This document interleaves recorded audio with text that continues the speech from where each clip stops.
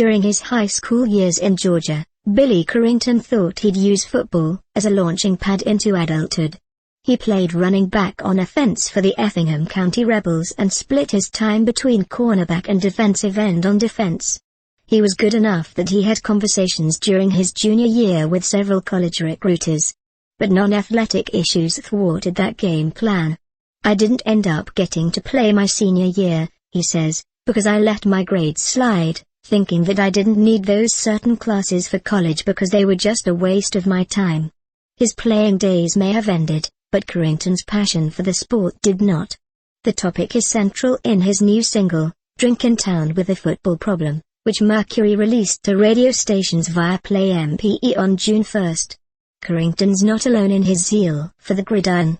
Toby Keith, Trace Adkins, Chase Rice, Sam Hunt and Kenny Chesney all have well-documented football histories, and the latter artist channeled the team-building nature of the game into his 2010 hit The Boys of Fall.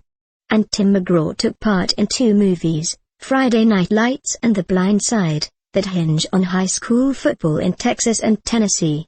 But it's football in Central Illinois that played a role in the evolution of Drinkin' Town. The Henningsons hail from Atwood, a town of about 1,300 that boasts one of only 2 U.S. high schools whose team is known as the Rogers.